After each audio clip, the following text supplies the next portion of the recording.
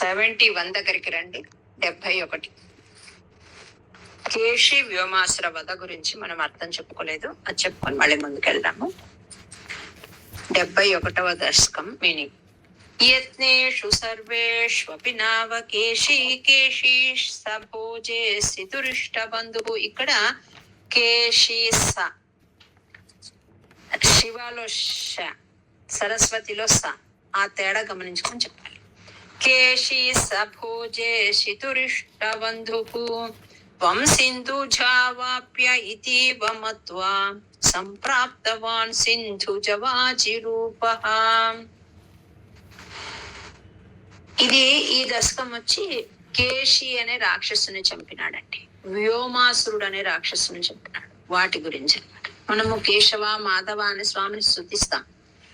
ఆ కేశవ అనే నామం వచ్చిండేది ఈ కేశి అనే రాక్షసుని చంపడం అన్నమాట. దాని గురించి ఇప్పుడు చెప్పుకుంటాం. ఈ కంసరాజుకున్న పేరేమంటే భోజరాజు అని కూడా అంటారండి. కంసరాజు మనం గత దశకంలో కూడా వచ్చింది. భోజరాజ కృత కస్తవత కశ్చిత్ అని చెప్పు, అంటే యాదవ కులంలో ఉన్న రకరకాల మళ్ళీ తెగలు, అందులో భోజరాజు భోజులు అని ఒక తెగ అన్నమాట. దానికి ఈయన రాజు. అట్లా ఈ భోజరాజు అయిన కంసుడికి చాలా ఇష్టమైన బంధువట. ఎవరు? ఈ కేశి అనేవాడు. యాక్చువల్లీ కేశి అంటే మంచి వెంట్రుకలు కలవాడు అని అర్థం అండి. అన్ని రకాలుగా తన ప్రయత్నాలన్నీ విఫలమైపోయినాయి. ఎవరికి? కంసుడికి. కృష్ణుని చంపడానికి పంపిస్తున్నవన్నీ కూడా ఎవరు వాపస్ రావట్లే, పంపించిన వాళ్ళెవరు. కాబట్టి ఇతన్ని పంపించినాడు. ఎవరిని? కేశిని. తనకు ఆప్తుడు, బలవంతుడు అట్లాంటి వాడిని పంపించినాడు. ఆ రాక్షసుడు ఏం చేసినాడంటే వాళ్ళ కామరూపదారుడు అన్నమాట. ఇక్కడ భట్టాద్రి ఒక ఉపమానాన్ని ప్రయోగిస్తున్నారండి. ఏమని? ఎవరు కృష్ణ పరమాత్మ అంటే లక్ష్మీదేవికి, అంటే సముద్రుడి కూతురైన లక్ష్మీదేవికి నిలయుడు ఆయన. అట్లాంటి వాడి దగ్గరికి ఈయన ఏ రూపంలో వచ్చినాడు? కేశి అనేవాడు అంటే సముద్రంలో పుట్టిన అశ్వరూపంలో వచ్చినాడు అని చెప్తున్నారు. ఇక్కడ సింధుజ అంటే సముద్రుడి కూతురు మహాలక్ష్మి అనండి. చాలా మందికి పేరు సింధుజ అని ఉంటుంది. అంటే ఏమి అంటే సముద్రుని కూతురు అని మహాలక్ష్మి పేరు. అది ఇంకొక పేరు సింధుజ వాచి రూప అంటే సింధు దేశంలో పుట్టిన గుర్రము అని ఒక పేరు అన్నమాట. అంటే నానార్థాలలో అట్లాంటి అశ్వరూపాన్ని ధరించి అక్కడికి వచ్చినాడండి. ఎవరు? కేశి అనే రాక్షసుడు. గంధర్వతామేష గతోపి రూక్షైః నాదై సముద్వేజిత సర్వలోకః భవద్విలోకావధిగోపవాటిం ప్రమత్య పాపః పునరాపతత్వాం. గంధర్వతాం అంటే గుర్రం యొక్క స్వరూపాన్ని పొందినప్పటికీ కూడా వాడు ఎట్లా ఉన్నాడు అంటే చాలా సౌండ్ చేస్తున్నాడటండి. భయంకరమైన సకిలింపు చేస్తున్నాడట. రూక్షైహి నాదైహి అంటే ఎక్కువ పెద్దగా అరుస్తూ ఉన్నాడు, సకిలింపులు చేస్తున్నాడు, అందరినీ డిస్టర్బ్ చేస్తున్నాడు. వాడి సకిలింపులతో వాడు ఆ నందవ్రజాన్నంతా భయపెడుతూ ఉన్నాడు అన్నమాట. అక్కడికి వచ్చి అందరు భయపడుతున్నారు వాడి సకిలింపులకి. వాడు ఎట్లా ఉన్నాడట అంటే నల్లని గొప్ప మేఘంలాగా ఉన్నాడట ఈ కేశి అనే రాక్షసుడు. తన తోకను గట్టిగా తిప్పుతాడట, పెద్దగా సకిలిస్తాడట. కృష్ణుని వెతుకుతూ ఉన్నాడు, గర్జిస్తూ ఉన్నాడు. అంటే ఎక్కడున్నా తను బయటికి రావాలన్నట్లు గోల చేస్తూ ఉన్నాడు అన్నమాట. ఇదంతా చూసి పరమాత్మ బయటకు వచ్చినాడు అతన్ని ఎదుర్కోవడానికి. గంధర్వతాం అంటే గుర్రం యొక్క స్వరూపాన్ని పొందినప్పటికీ భయంకరమైన సకలింపులు, రూక్షైహి నాదైహి అంటే సకలింపులు చేస్తూ ఉన్నాడు, అందరినీ ఇబ్బంది పెడుతూ ఉన్నాడు. ఎంతవరకు చేస్తున్నాడు అంటే కృష్ణ పరమాత్మ కనిపించే వరకు చేస్తున్నాడు, తర్వాత ఇంకేం చేయలేదటండి. అదే లాస్ట్. తార్క్ష్యార్పితాంఘ్రే స్తవతార్క్ష్య ఏషః చిక్షేపవక్షో భువి నామపాదం భృగోః పదాఘాత కథాన్నిశమ్య స్వేనాపి శక్యం తదితీవ మోహాత్. ఇక్కడ కూడా అంతే. అన్ని భట్టాద్రి గారు ఎంత గొప్ప ఆయన స్కాలర్ అంటే ఒకటే పదాలు రకరకాలుగా చాలా చక్కగా వాడతారండి. ఇక్కడ తార్క్ష్య అంటే గుర్రం అన్నమాట. ఇంకొక అర్థము గరుత్మంతుడు అని కూడా. గుర్రం రూపంలో ఉండే ఈ రాక్షసుడు తార్క్ష్యార్, ఈయన ఏం చేస్తున్నాడు, గరుత్మంతుని పైన ఎక్కి కూర్చునే ఆ పరమాత్మ అని.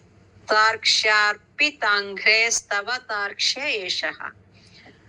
ఈ గుర్రం రూపంలో ఉండే ఈ రాక్షసుడు ఏం చేసినాడు, ఆ పరమాత్మని, గరుత్మంతుడి పైన ఆసీనుడై ఉంటాడే, వస్తూ ఉంటాడే, అట్లాంటి పరమాత్మని ఏం చేయాలనుకున్నాడు, కాలుతో తన్నినాడటండి. తన్నడానికి కాలెత్తాడట. ఎందుకని ఎత్తాడు అంటే, ఇంతకు మునుపు భృగు మహర్షి ఎవరు శ్రేష్ఠుడు త్రిమూర్తులలో అని పంపించినప్పుడు ఆయన వైకుంఠంలో ఉన్న విష్ణుమూర్తి యొక్క ఎదపై తన్నినాడు కదా, నేనెందుకు చేయకూడదు, నాకు కూడా అంతటి సామర్థ్యం ఉంది, నేను చేద్దామని అనుకున్నాడు కాబోలు. కాలునలా విసిరాడట తన పాదాన్ని. తార్క్ష్యార్పితాంఘ్రే స్తవ తార్క్ష్య ఏషః చిక్షేప వక్షో భువి నామ పాదం భృగోః పదాఘాత కథాన్ నిశమ్య స్వేనాపి శక్యం తదితీవ మోహాత్. నాకు ఆ శక్తి ఉంది, నేను చేస్తాను, ఎదుర్కోగలను అని అనుకొని తార్క్ష్య రూఢ అంటే గరుడ వాహనారూఢుడైన పరమాత్మను తన్నడానికి కాలల విసిరాడు. ప్రవంచయన్నస్య ఖురాంచలంద్రాగ్ అముంచ చిక్షేపిథ దూర దూరం సమ్మూర్ఛితోపి, మాకు మావత్తు పెట్టుకోండమ్మా, సమ్మూర్ఛితోపి హ్యతిమూర్ఛితేన క్రోధోష్మణ ఖాదితు మాతృతస్త్వాం. ఎప్పుడైతే ఆయన ఆ కేశి అనే రాక్షసుడు పాదాన్ని అలా విసిరాడో, ఆ పాద తాడనాన్ని తప్పించుకున్నాడు. ఖురాంచలం అంటే పాదము తగలకుండా, పాద తాడనం నుంచి ప్రవంచయన్నస్య అంటే తప్పించుకున్నాడు. తప్పించుకుని వెంటనే, ద్రాక్ అంటే వెంటనే ఏం చేసినాడు, అతని కాళ్ళను పట్టుకుని తిప్పి గిరగిర గిరగిర తిప్పి దూరానికి విసిరేసినాడు. చిక్షేపిత అంటే విసిరేసినాడు. వాడి పాద తాడనాన్ని తప్పించుకొని ఇమ్మీడియట్ గా వాడి కాళ్ళు పట్టుకుని బలంగా దూరంగా విసిరేసినాడు. ఆ దెబ్బకు వాడు మూర్ఛపోయినాడట. క్రమంగా తేరుకున్నాడు. వాడికి కోపం వచ్చిందనమాట. అంటే నన్ను ఎదుర్కొంటాడే పిల్లోడు అన్నట్లుగా కోపంతో నోరు తెరిచి మింగడానికి వచ్చేస్తున్నాడు. త్వం వాహదండే కృతధీశ్చ బాహా దండం న్యదాస్తస్య ముఖే తదానీం తద్వృద్ధిరుద్ధ శ్వసనో గతాసుః సప్తి భవన్నప్యయమైక్యమాగాత్. ఎప్పుడైతే అట్లా మూర్ఛపోయినాడో మళ్ళీ తేరుకున్నాడు. తేరుకొని మింగడానికి వస్తున్నాడు ఈసారి. ఇప్పుడు ఏం చేస్తున్నాడు ఈయన అంటే, నవ్వుతూ తన చేతిని, ఎడమ చేతిని వాడి నోట్లోకి పోనిచ్చినాడట. పామును పుట్టలోకి పంపినంత సులభంగా, అంత భయంకరంగా ఉన్న ఆ రాక్షసుడి నోటిలోకి తన ఎడమ చేయిని పంపించినాడట. అది ఎట్లా ఉంది వాడికి అంటే, కాల్చింటారు కదా ఇనుప చువ్వ, అలా అనిపిస్తోందట వాడికి. ఎవరికి? ఆ కేశికి. కానీ స్వామి హస్తం ఎట్లా ఉంది అంటే అంత కోమలంగా ఉంది. వాడికి ఎట్లా ఉంది అది అంటే, కాల్చిన ఇనుప చువ్వ నోట్లో పెడితే ఎట్లా ఉంటుందో వాడికి అట్లా ఉంది. అంత బాధ అయిందట. ఆయన లోపల పెట్టేటప్పుడు వాడి పళ్ళని ఊడిపోయినాయటండి. అది పెరుగుతోంది చెయ్యి లోపలికి, వాడి పళ్ళు ఊడిపోయినాయి, మంట పుడుతోంది, ఇనుప కాడలాగా కఠినంగా ఉంది, కాల్చిన ఇనుప కాడలాగా ఉంది. ప్లస్ హస్తము సైజ్ పెరుగుతోంది లోపల. అంటే స్వామి యొక్క భుజము అంతా, చెయ్యి అంతా లావు పెరిగిపోవడంతో వాడికి ఊపిరాడలేదు అనమాట. కాళ్ళు గిలగిలా కొట్టుకుంటున్నాడు, దేహం అంతా చెమటతో నిండిపోయింది, కళ్ళు తిరిగిపోయినాయి. వాడికి మలం విసర్జిస్తూ అక్కడ పడిపోయినాడటండి. అంతటి బాధ కలిగిందట వాడికి. ఊపిరాడక ప్రాణాలు కోల్పోయినాడనమాట. ఇక్కడ ఏం చెప్తున్నారంటే, అట్లా ప్రాణాలు కోల్పోయి వాడు 7 ముక్కలైపోయినాడు, వాడి శరీరము అయిపోయి స్వామిలో కలిసిపోయినాడు అని చెప్తున్నారు. అశ్వరూపాన్ని ధరించిన వాడు గుర్రం అయినప్పటికీ కూడా వాడు నీలో ఐక్యం చెందినాడు అని చెప్తున్నారు. పట్టాది. త్వం వాహ దండే కృతధిశ్చ బాహ దండం న్యధాస్తస్య ముఖే తదానీం తద్వృద్ధిరుద్ధ శ్వసనో గతాసుః సప్తి భవన్నప్యయమైక్యమాగాత్. సప్తి భవన్నపి అంటే గుర్రమైనప్పటికీ కూడా నీలో ఐక్యము పొందగలిగాడు అని ఒక అర్థము. సప్తి భవన్నపి అంటే 7 ముక్కలు అయిపోయినాడు వాడు, కింద పడి ఈ బాధ తట్టుకోలేక, అయినా కూడా వాడు ఐక్యమైనాడు నీలో అని చెప్తున్నాడు. ఆలంబ మాత్రేణ పశుసురాణాం ప్రసాదకే నూత్న ఇవాశ్వమేధే కృతే త్వయా హర్షవశాత్ సురేంద్రాః త్వాం తుష్టుః కేశవ నామధేయం. ఒకనొక కాలంలో అశ్వమేధ యాగంలో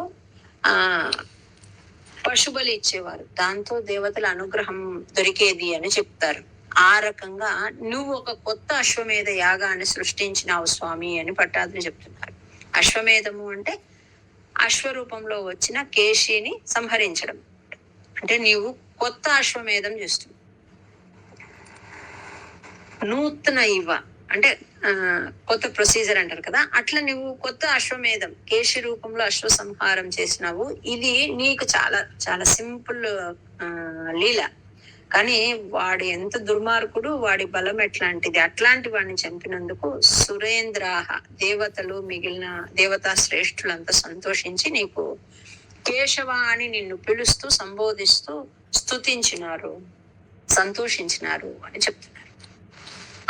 కంసాయతే శౌరి సుతత్వముక్త్వా తం తద్వధోత్కం ప్రతిరుధ్య వాచ ప్రాప్తేన కేసి క్షపణావసానే శ్రీనారదేన త్వమభిష్టుతో భూః.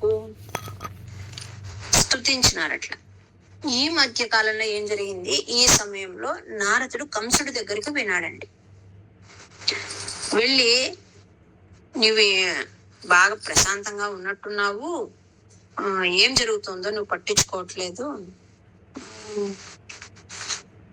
దేవకి వసుదేవుల పిల్లవాడు ఉన్నాడు, ఆ పలానా చోట పెరుగుతూ ఉన్నాడు, వాడి వల్ల నీకు మరణం ఉంది, నువ్వు చూస్తే ఏం పట్టించుకోవట్లేదని అక్కడ పోయి చెప్తున్నాడు అన్నమాట. ఎందుకు అంటే స్వామిని అక్కడికి రప్పించే సమయం ఆసన్నమైందండి, అందుకని ఆయన ప్లాన్ అట్లా. శౌరి అంటారు పరమాత్మను, ఎందుకు అంటే శూరుని కొడుకైన వసుదేవునికి పుట్టడం వల్ల శౌరి అంటారనమాట పరమాత్మను. అప్పుడు ఏమనుకున్నాడు ఆయన, ఎంత మోసం చేసినారు వీళ్ళంతా నన్ను, కాబట్టి ఈ వసుదేవుడిని ఫస్ట్ వెంటనే చంపేస్తే మంచిదని చెప్పి చంపడానికి పూనుకున్నాడండి. అంతవరకు ఏం చేసినాడు, వాళ్ళకు కొంచెం లిబర్టీ ఇచ్చినాడు, వెంటనే చంపడానికి తీసుకుంటే ఆపినాడు అనమాట. ఇతన్ని చంపడం వల్ల నీకేం ఉపయోగం ఉంది, నిన్ను చంపేవాడు అక్కడున్నాడు నందగోకులంలో, నువ్వు ఇతన్ని చంపడం వల్ల ఏం ఉపయోగం లేదు, వదిలిపెట్టమని చెప్తాడనమాట. ఆ ప్రయత్నం ఆపి వాళ్ళని తిరిగి ఇనుప గొలుసులు వేసి బంధించి మళ్ళీ జైల్లో వేసేస్తారు, దేవకీదేవి వసుదేవులను. అలా చేసి ఆ నారదుడు ఇక్కడికి వస్తాడండి, వచ్చి పరమాత్మను స్తుతిస్తాడు.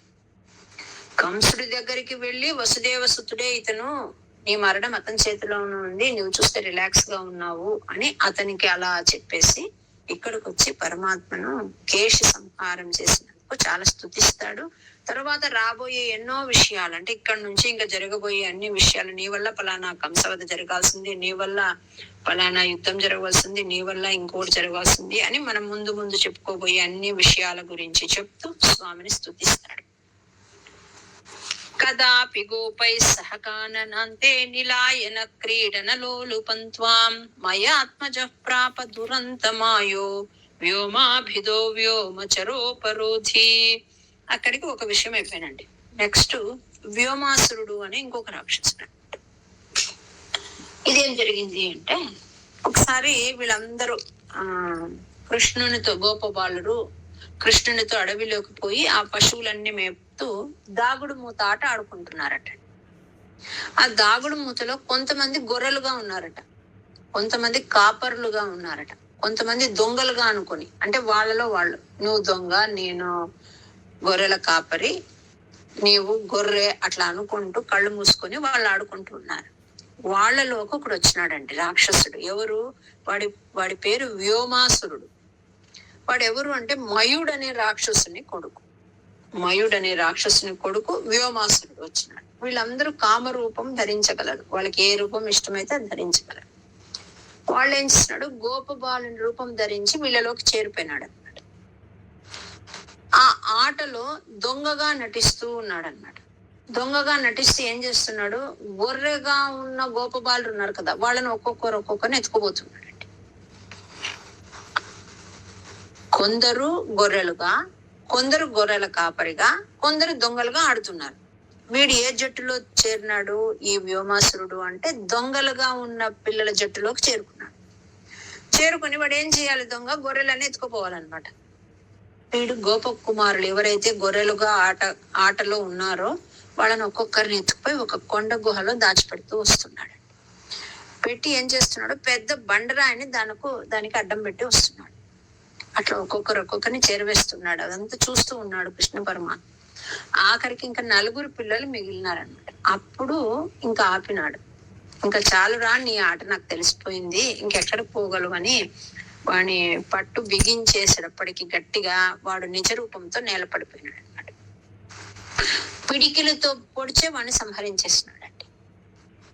మళ్ళీ అక్కడికి వెళ్ళినాడు. ఆ గుహ ద్వారం దగ్గరికి పోయేటప్పటికి ఇంత పెద్ద బండ పెట్టినాడు అనమాట అడ్డం. ఆ బండను తొలగించి లోపలికి వెళ్ళి ఆ పిల్లలందరినీ బయటకు తీసుకొచ్చి క్షేమంగా వాళ్ళను మళ్ళీ ఇంటికి తరలించినాడు అనమాట. ఇప్పుడు ఇక్కడి వరకు మనం ఎంత మందిని చంపడం చూసామో, కానీ ఎక్కడ కూడా స్వామి ఏది ఆయుధం వాడలేదండి. ఆయుధం వాడకుండా ఒక చేతితోనే అన్నమాట.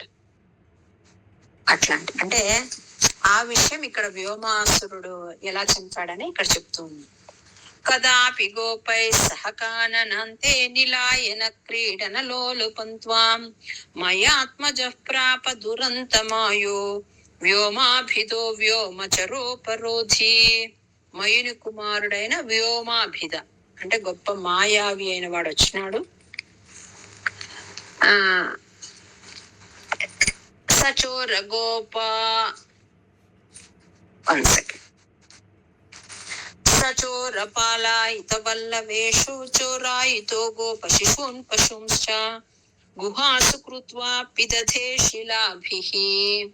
అంటే ఏం చేస్తున్నాడు ఇక్కడ, శిలాభిహి అంటే బయటకు రాకుండా బండరాయిని అడ్డం పెట్టినాడు. పిదధే అంటే మూసివేయడం అనమాట. వాడి ప్రయత్నాన్ని గమనించినాడు స్వామి. త్వయాచ బుద్ధ్వా, వాడి యొక్క ప్రయత్నాన్ని, దుష్ట ప్రయత్నాన్ని గమనించి పరిమర్దితోభూత్, వాడిని సంహరించినాడు అనమాట. ఎట్లా అంటే ఓన్లీ పిడికిలతో సంహరించినాడు ఆ వ్యోమాసురు. ఏవం విధైశ్చాద్భుత కేళి భేదైః ఆనందమూర్ఛా మతులాం వ్రజస్య పదే పదే నూతనయన్న సీమాం పరాత్మరూపిన్ పవనేశపాయాః.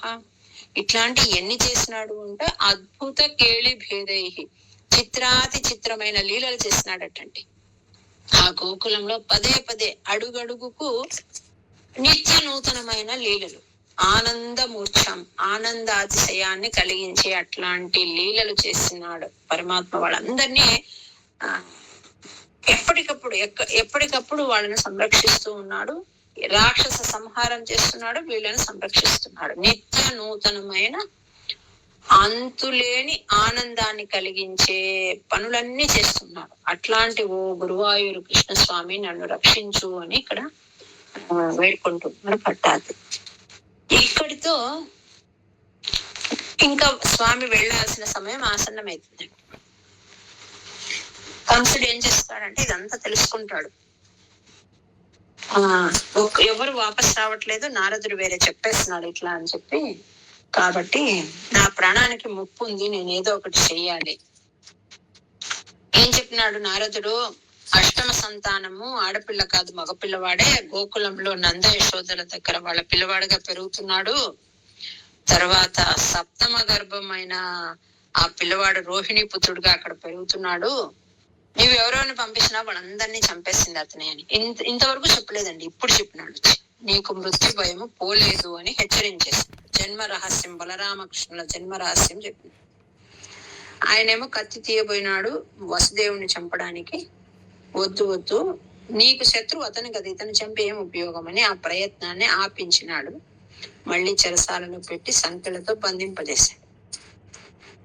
వాడికి నిద్ర రాలేదండి. ఏం చేస్తున్నాడు, మంత్రులను మిత్రులను అందరిని పిలిపించి సమావేశం ఏర్పాటు చేసినాడు. నన్ను ఎదిరించడానికి పోరాడడానికి ఇంద్రాదులే భయపడతారు. గోకులంలో ఉండే ఈ పిల్లలు బలరామకృష్ణులు వసుదేవుని పిల్లలై గొల్ల పిల్లలుగా పెరుగుతున్నారట. వాళ్ళు నన్ను చంపుతారట, చూడండి ఎట్లా ఉందో అని వాళ్ళతో మాట్లాడుతూ ఉన్నాడు అనమాట. కాబట్టి నేను ఒక వ్యూహం పన్నుతున్నాను, మీరంతా దీనికి సహకరించండి అని చెప్పినారు. వాళ్ళని ఇక్కడికి రప్పిస్తాను, ఒక ధనుర్యాగం చేస్తున్నానని ఒక దాన్ని ఏర్పాటు చేస్తాను, మల్ల యుద్ధ ప్రదర్శన కూడా ఏర్పాటు చేస్తాను. మంచి యోధులను పెట్టుకున్నాడండి, ముష్టిక చాణూరులు అనేవాడు. మీకు సమానులు ఎవ్వరు లేరు, ఆ గొల్ల పిల్లలు వస్తారు, వాళ్ళని నలిపి పారేయండి అని చెప్తున్నాడు. ప్రజలంతా ఈ వినోదాన్ని తిలకించడానికి వస్తారు, ఆ రకంగా ఏర్పాటు చేయండి, ఓపెన్ స్టేజ్ ఆడిటోరియం లాగా. వాళ్ళు మల్ల రంగంలోకి రాకముందే ద్వారం దగ్గర ఒక ఏనుగును పెడదాం, గజరాజు కువలయాపీడం అది పెడదాము. ఆ ఏనుగు వాళ్ళని చంపేస్తుంది. ఒకవేళ తప్పించుకుంటే వాళ్ళు లోపలికి వస్తే మీరు ఆ పిల్లలిద్దరిని మీ చంకన పెట్టి నన్ను ఒత్తి పడేసేయండి అని చెప్తున్నారు. ఈ రకంగా వాళ్ళందరికీ పనులు పురమాయించి ఏం చేసినాడు, ఆ యాదవులలో తనకు కొంచెం మంచిగా ఉన్నాడు అని అనుకున్న అక్రూరుణ్ణి పిలిచినాడండి. పెద్ద మనిషి అన్నమాట, సాత్వికుడు, మంచి కీర్తివంతుడైన అక్రూరుణ్ణి పిలిచాడు. ఎవరు, కంసుడు. పిలిచి అతనికి ఒక పని పెట్టినారు. నీవు చాలా సార్థక నామధేయుడు. అక్రూరుడు అంటే క్రూరుడు కానివాడు అనమాట.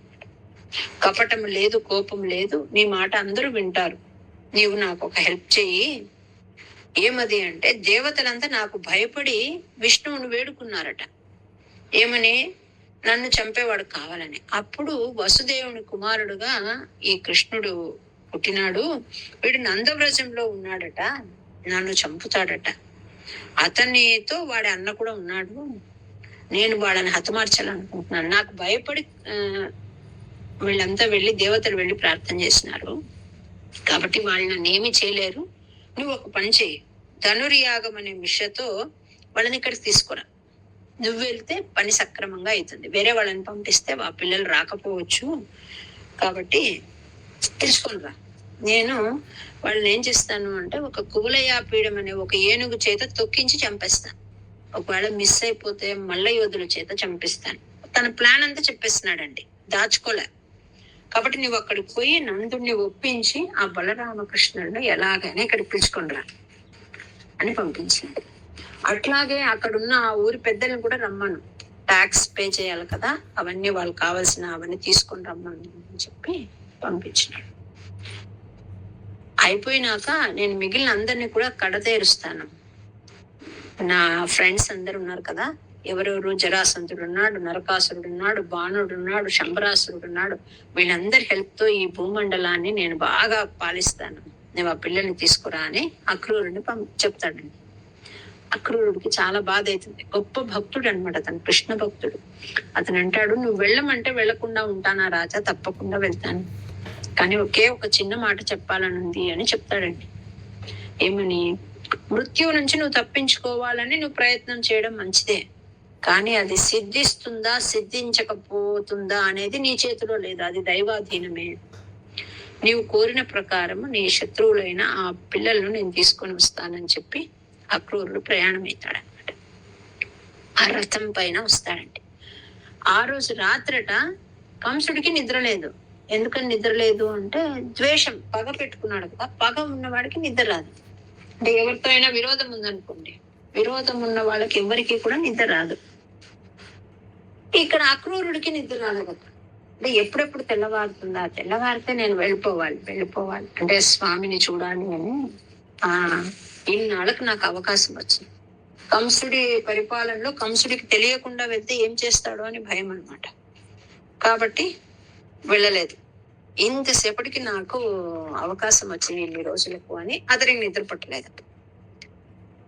ఇతనికి ఎందుకు పట్టలేదు అంటే, వైరం పెట్టుకున్నాడు అనమాట. వైరంతో ఉన్నాడు కాబట్టి, శత్రుత్వం ఉంది కాబట్టి ఇతనికి నిద్ర పట్టలే. తెల్లవారుతూనే లేచి తన స్నాన వందనాదులు ముగించుకొని మంచి రథాన్ని ఏర్పాటు చేసుకుని తనే నడుపుకుంటూ బయలుదేరి వస్తాడండి. ఇది మనము అక్రూర గోకుల యాత్ర అని దాన్ని ఇంకొక సెషన్ లో చెప్పుకుందాము. జ్ఞానానందమయం దేవం నిర్మల స్ఫటికాకృతిం ఆధారం సర్వ విద్యానాం హయగ్రీవం ఉపాస్మహే ఏతత్ ఫలం సర్వం శ్రీకృష్ణార్పణమస్తు. జయ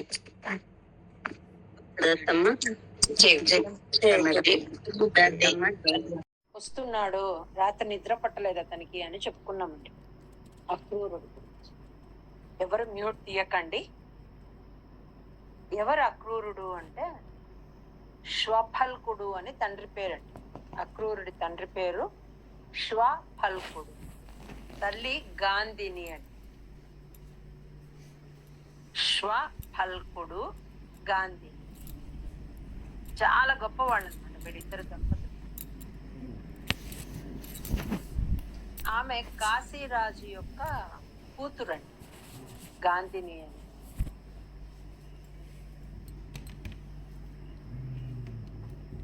ఎట్లా ఈమె జననం ఎట్లా జరిగింది అంటే, ఈమె తల్లి గర్భంలో ఉండగా ఎంతకు ప్రసవం జరగలేదటండి తల్లికి.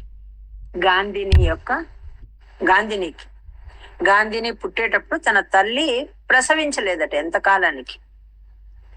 ఆమె తండ్రి అడిగాడటండి ఆ లోపలున్న శిశువును, ఎందుకు ఇంకా నువ్వు బయటికి రావట్లేదు, నీకేం కావాలి అని అడిగాడట. అడిగితే ఆ బిడ్డ చెప్పిందట, నాకు రావాలని లేదు, నేను రానని చెప్తుందటండి. నీకేం కావాలో చెప్పు, నేను చూసుకుంటానని ఆ తండ్రి అడిగితే అప్పుడు ఆ లోపల ఉన్న శిశువు చెప్తుందట ఏమని, నేను పుట్టిన రోజు నుంచి ప్రతిరోజు గోదానం చెయ్యాలి, అలా చేసేదైతే నేను వస్తానని చెప్పిందట. ఆ తండ్రి ఒప్పుకొని ఆ బిడ్డ పుట్టినప్పటి నుంచి అతనున్నంత వరకు కూడా అలాగే చేశాడటండి. గోదానం నిరంతరము చేశాడట. ఆ రకంగా పుట్టిన బిడ్డ గాంధిని అన్నమాట. ఆమెను స్వఫల్కుడికి ఇచ్చి పెళ్లి చేసినారు.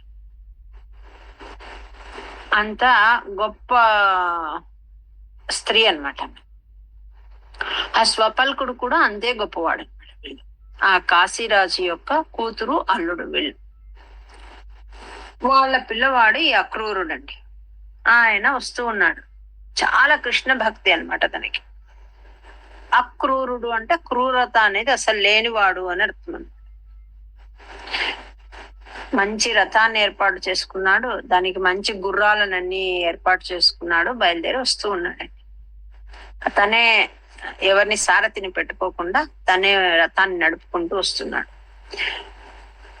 మార్గ మధ్యంలో ఆలోచిస్తూనే ఉన్నాడండి పరమాత్మ గురించి.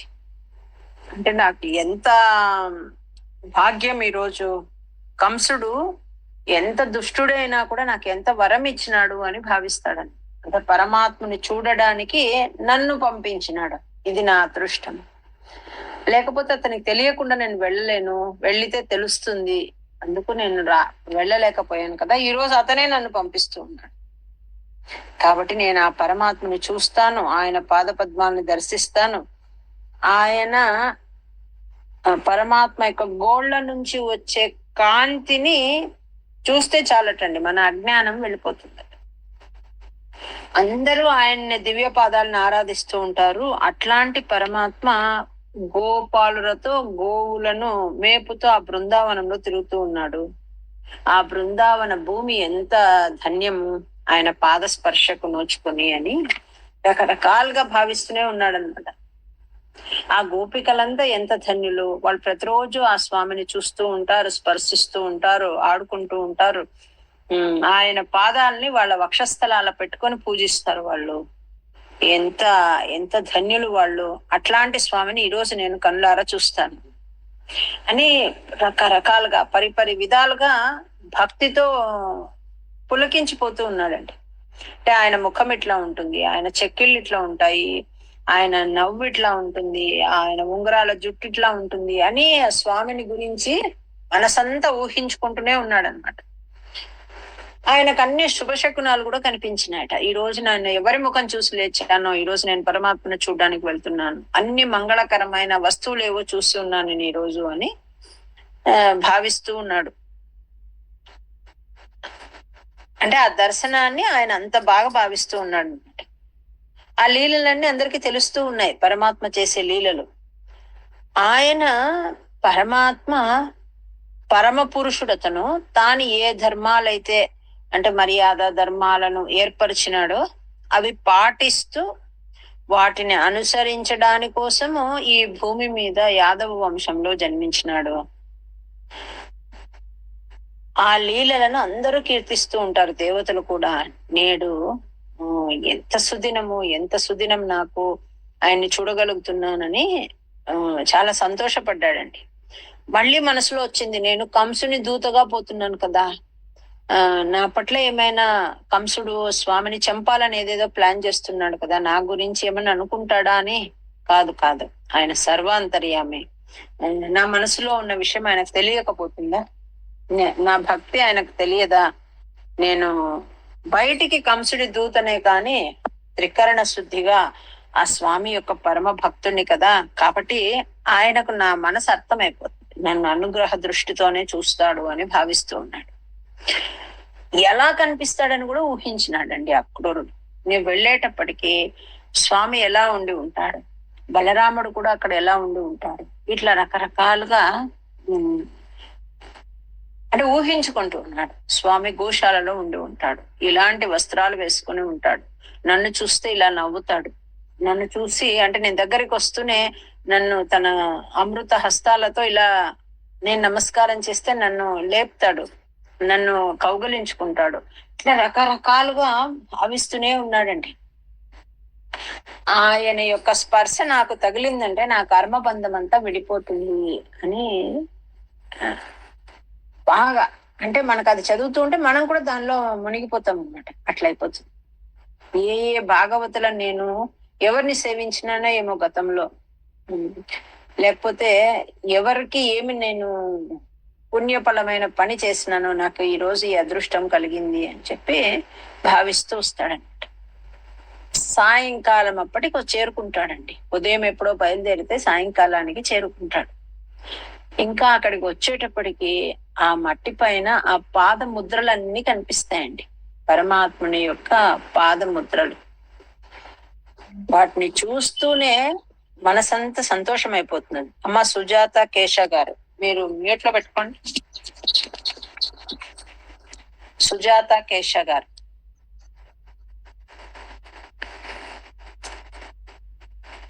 వీడియో ఆఫ్ చేసుకోండి.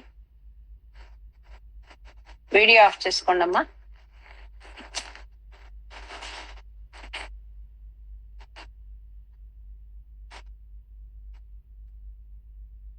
ప్రేమతో నన్ను ఆలింగనం చేసుకుంటాడు, భగవంతుని మంగళ దర్శనం నాకు లభిస్తుంది. ఇట్లంతా ఆయన నన్ను ఇట్లా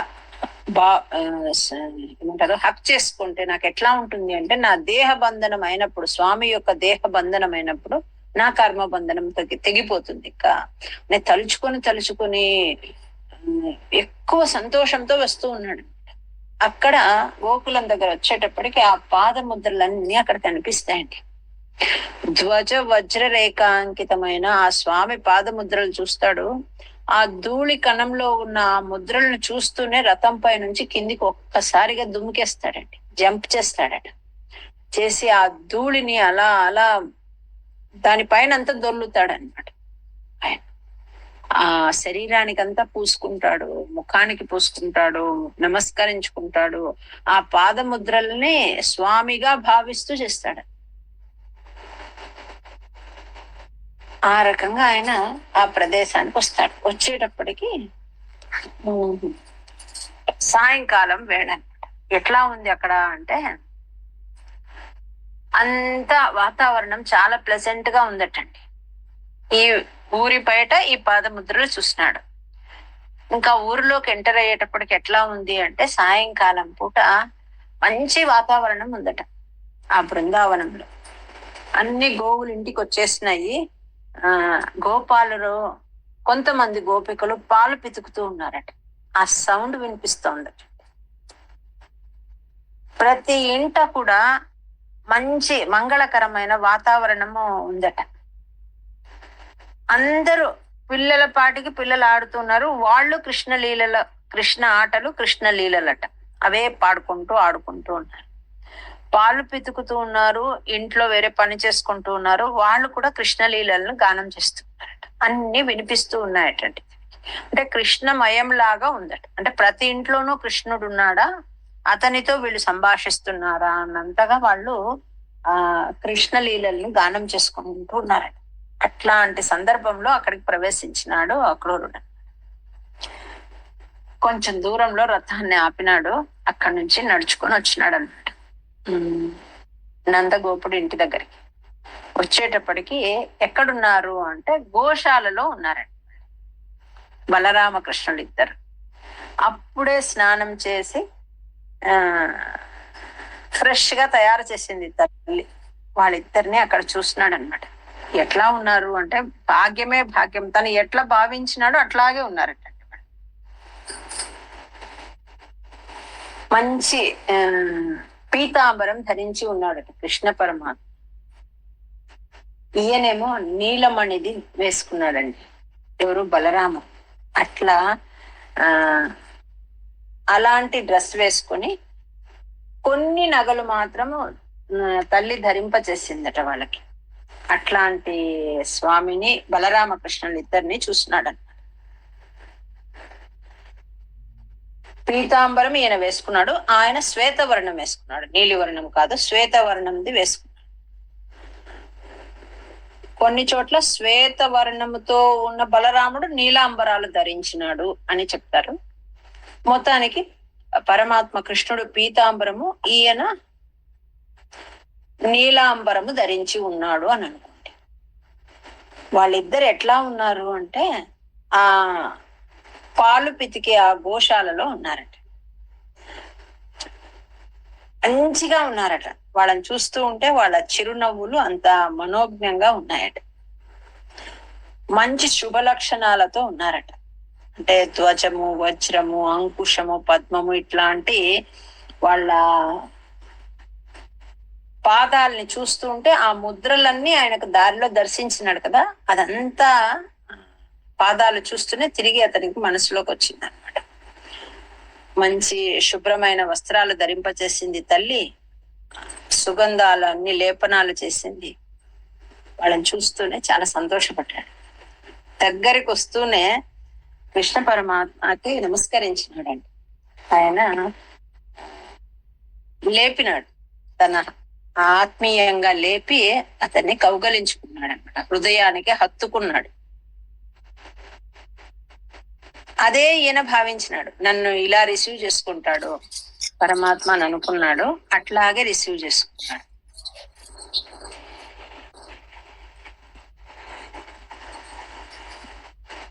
క్షేమ సమాచారాలన్నీ అడిగి ఇంట్లోకి తీసుకెళ్లాడండి. స్వాగత మర్యాదలన్నీ చేసి ఒక ఉన్నతాసనం పైన కూర్చుండబెట్టినారు. ఆయనకు పాద ప్రక్షాళనం చేసినారు. మంచి జ్యూస్ లాంటిది, అంటే పెరుగు అనమాట, తేనెతో కలిపిన పెరుగు ఇచ్చినారట. నూతన వస్త్రాలు ఇచ్చినారట. ఆయన్ను గౌరవించినారు.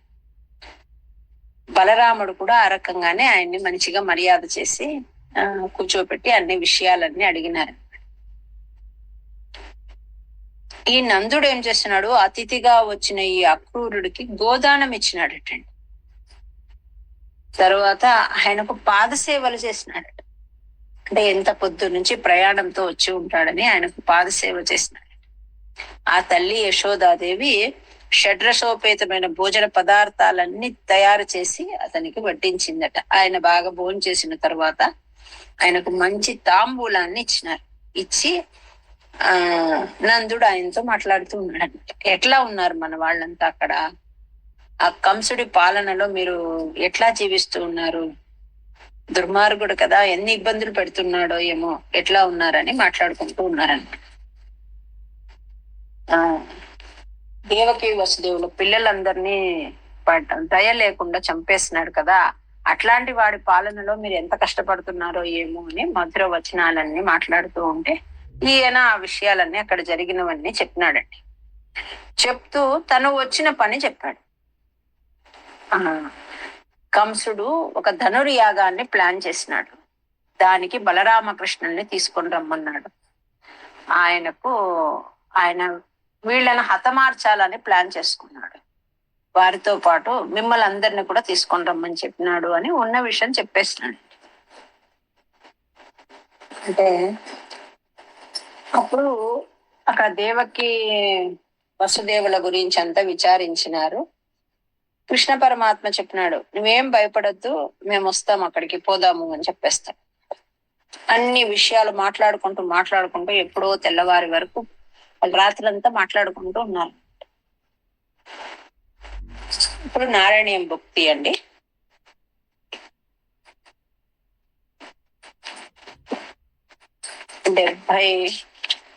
72